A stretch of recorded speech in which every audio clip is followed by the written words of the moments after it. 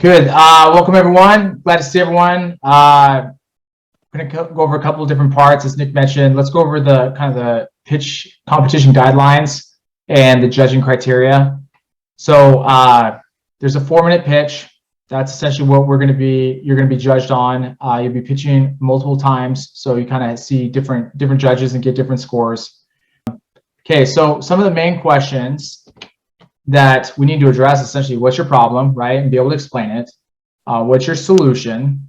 What progress did you make during the competition? Who really needs your solution now? And I'll talk about that a little bit tonight.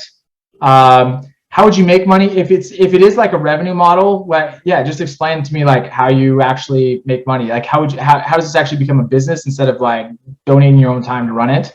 And then what will be your next steps? So the judging criteria is simplified. This competition, we're realistic, right? So you have essentially a week to hopefully do some type of prototype MVP like we talked about last night. And so we're not expecting you to be like full-fledged, I've already got revenue within 2 weeks. So the judging criteria is a little bit different than one of our other bigger competitions in the spring, the Idaho Entrepreneur Challenge. This one has 4 parts. So how well does the solution solve the problem?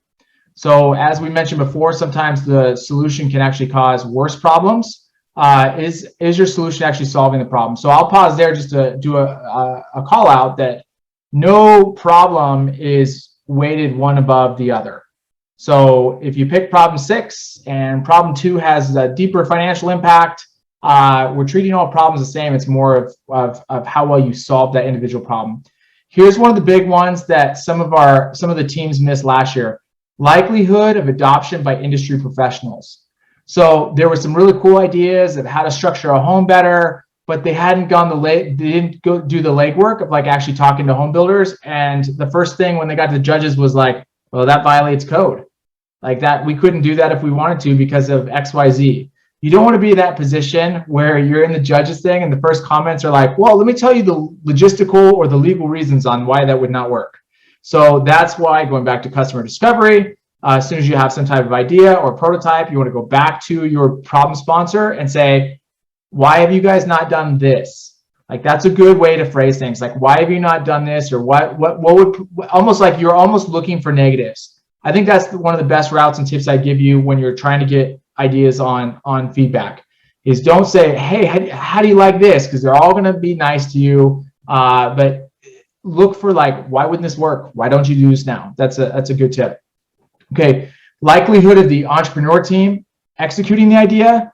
So I think like, on our side, we want to see businesses continue to grow. And ideally we see the point where eventually we think businesses could be funded. Like if the idea is good enough and the team's good enough, like over time. So how well are you going to be on executing the idea? Full transparency, there's going to probably be a different, not weighting scale, but unofficially, they're probably going to grade the public track a little bit different than the student track, right? Like they do acknowledge you're a student, you're full-time. They're not expecting you to quit your job next week. But that said, like, do you have the chops to do it? Like if they invest in you as a person, could you start something? And I think that can be proven through the minimum viable product, right? Like how quickly were you able to produce something to test? If it's just an idea land over 2 weeks, I don't know. We'll see. And then how much progress did the team make during the competition? So same thing, that can be measured in like how many people did you interview?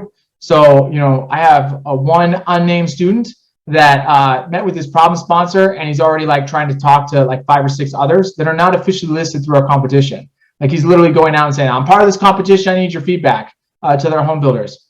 That is going to give him an infinite amount of data, more data and feedback than like, hey, I just worked with Adam and no one else, and this is Adam's opinion, and I want to win because Adam thinks it's a good idea.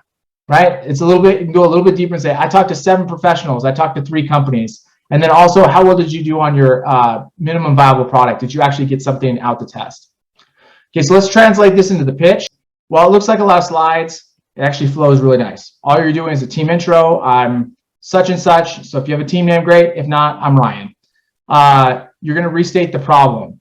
So I think, as I mentioned before, sometimes a problem might need like a setup and then the real problem. So a problem is people have to move dirt, but the real problem is that moving in dirt costs $3,000 per home. And that means it's X amount per year. So you can split this up into multiple slides if it makes more sense.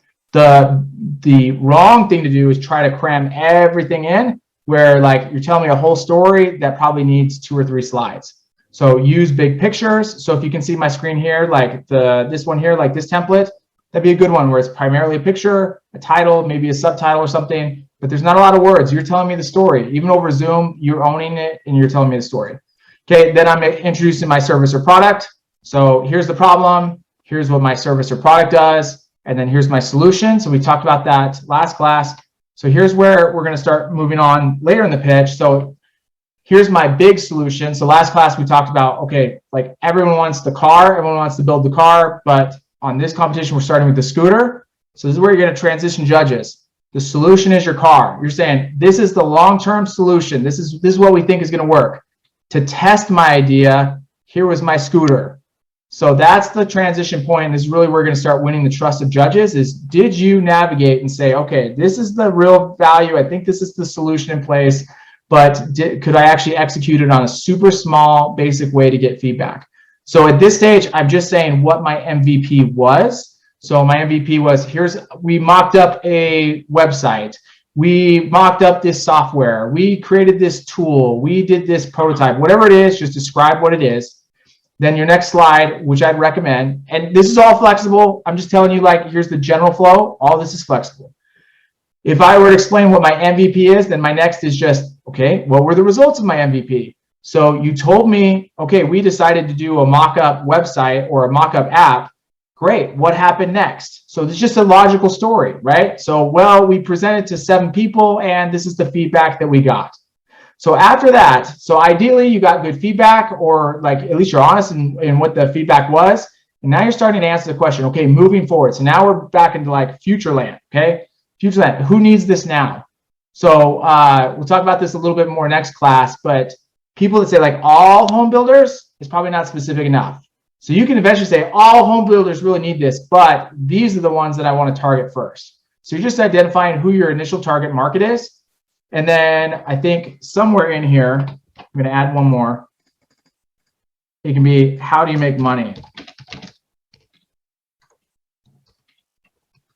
So that's just the, that's just how essentially your revenue model, right? So is it like a product? Is it a software? It's month over month. Is it a service fee? Is it like whatever it might be? Like just explain to me how you would make money and stay in business.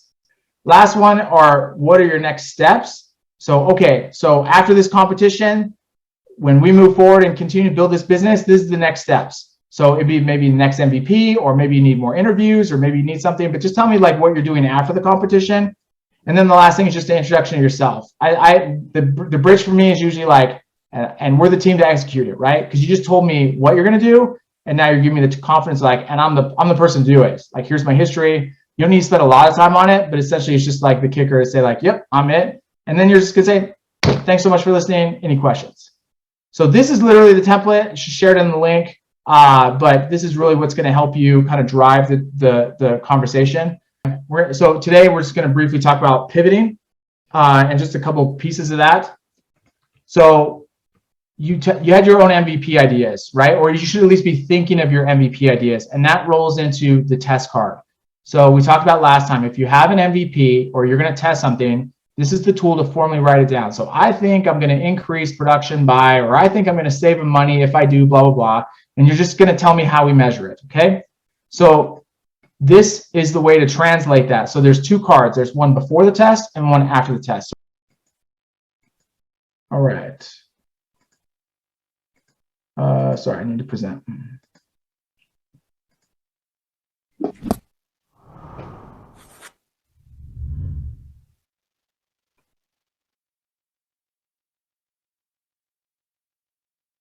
All right, let's discover the learning card together.